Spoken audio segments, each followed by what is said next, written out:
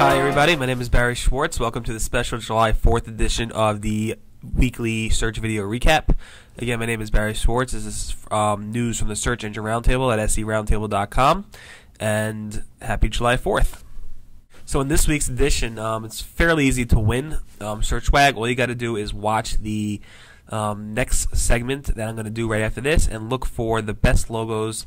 Just let me know and comment at SE Roundtable. Let me know what you think of the best search engine logos or search industry logos for July 4th.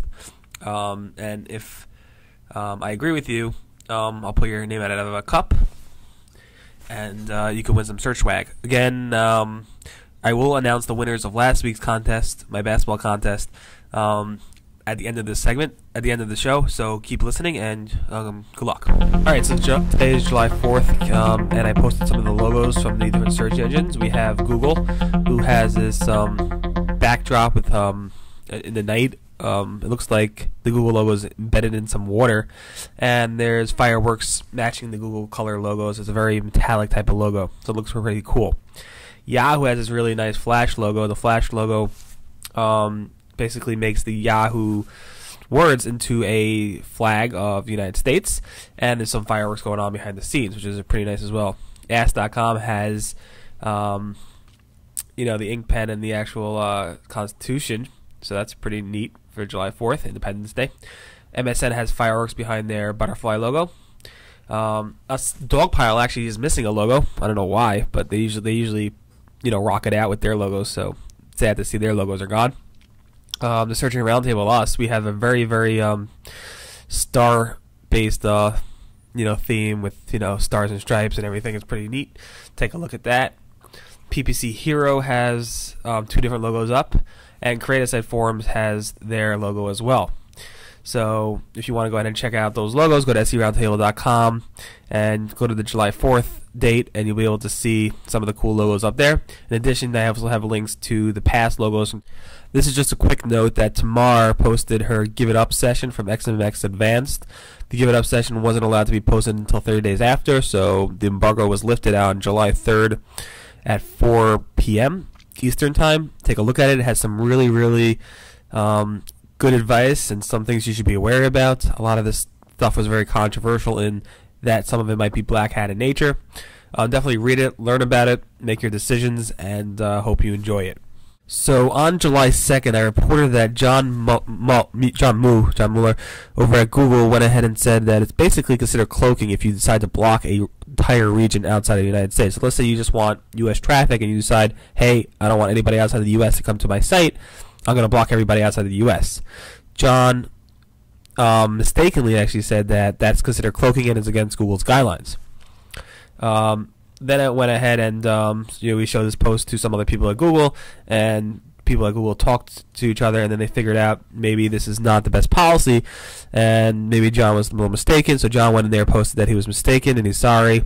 Obviously people make mistakes, but he said basically as long as you treat Googlebot the same way as you treat any user, so if Googlebot is in the US and you block the US and you block Google at the same time, then it's fine. If Googlebot's crawling from outside the US and you block it because you're blocking outside people from the US, that's okay as well. As long as you treat Googlebot the same, it is okay. So I mean, basically, John is a great guy. He posts an incredible amount of information. He helps tons of webmasters. His contribution is unbelievable, and people slip up. It happens. People are human. So hopefully, hopefully people will, forgive him. It's not a major deal. People definitely make mistakes. I make mistakes. Even Matt Cutts makes mistakes. So it happens. People are human. Other news, John's actually taking a vacation. He won't be back till July 21st. He much deserves it, and I wish John a very relaxing vacation because you have contributed a ton amount, and I know you need a break. I know how it is, so definitely thanks for your contributions, and we look forward to hearing from you when you come back on July 21st. We have our July Webmaster Reports based on what's going on in Google. The Google.com report that Tamar posted about showed several people noticing both changes in both short-term and long-term tail searches, and also people are saying that they've seen substantial losses in traffic from Google and some people are saying they related to the minus 950 penalty. Also, some people are saying they're noticing their sites jump between page 1 and page 6. So hopefully you haven't seen many changes. I know a lot of people who have.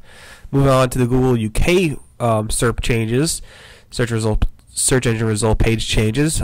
People are noticing a lot of yo-yo effects and fluctuations. People are noticing there's a lot of shift going on with geolocation. Things like .com showing up on page 2 as opposed to page 1. Some people feel that the Google UK is much harsher when it comes to penalizing sites than the US results.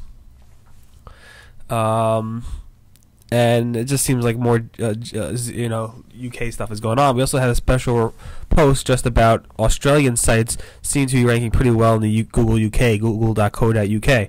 So we saw a lot of examples where it shows the .au, the .sg, and the .ns, all Australian-based TLDs, top-level domains, that seem to be ranking pretty well in the Google UK results, which seems to be just a little bit strange.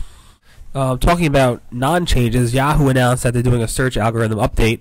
They do one pretty much every month or so, towards the end of the month, and they announced it at June 30th that they're doing an update, but nobody really noticed anything. None of the SEOs noticed any changes, even though Yahoo said there might be changes. So nobody pretty much noticed anything. So if you have, let us know. Otherwise, I haven't seen any discussion about any changes at Yahoo outside of Yahoo announcing what they call a weather report.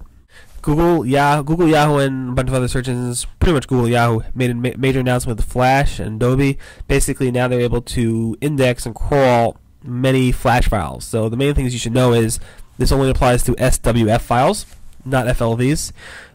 It's only the textual components that can be crawled. Obviously, images within the Flash files cannot be crawled. Again, FLV files, those are pretty much movie files, cannot be crawled because they're graphical in nature. If your Flash files are generated by JavaScript, you need to be careful because Google might not execute that JavaScript. Google also may not index your external files for your Flash files. So if you call external XML files or whatever types of files, Google may index those files. And in addition, they also might index the Flash files. So you might have duplicate content issues over there. Or you might have Google linking directly to those external files. In addition, Google still has issues with some languages, including Hebrew and Arabic. So there's definitely a lot of discussion about this. A lot of people are iffy about it. I guess take a look at it and make your own decision. As expected, Google dropped their pay-per-action and AdSense referrals program. They are going with the DoubleClick affiliate network, which they're now branding as the Google Affiliate Network. So starting late August, they will no longer be accepting or no longer be paying out for AdSense referrals, and the AdWords PPA, pay-per-action or cost per acquisition program is no longer valid. You can sign up for the Google Affiliate Network, which is basically the DoubleClick affiliate network. Just a quick SEO tip: when you use the Google removal tool within the Webmaster Tools section, it is not HTTPS/HTTP specific or www versus non-www specific. So if you want to remove all your HTTPS stuff, don't try it in Google Webmaster Tools because Google will also remove all your HTTP products pages. So be careful with that.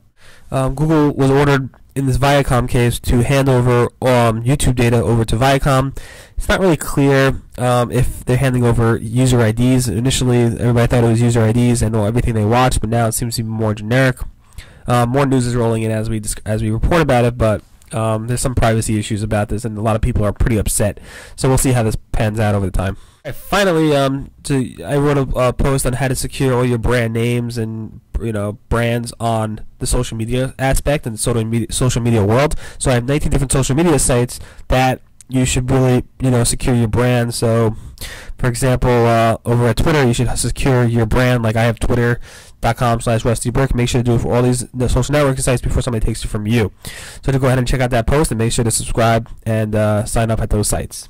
Alright, so now it's time to announce the winners. The bottom line is the correct answer is for the amount of baskets I hit were 4, and the amount I missed were 3. So that's not pretty bad at all for paper basketball. So the possible winners are Tim and Kevin. Here's the cup. I'm gonna pull out a name, and the winner is Tim.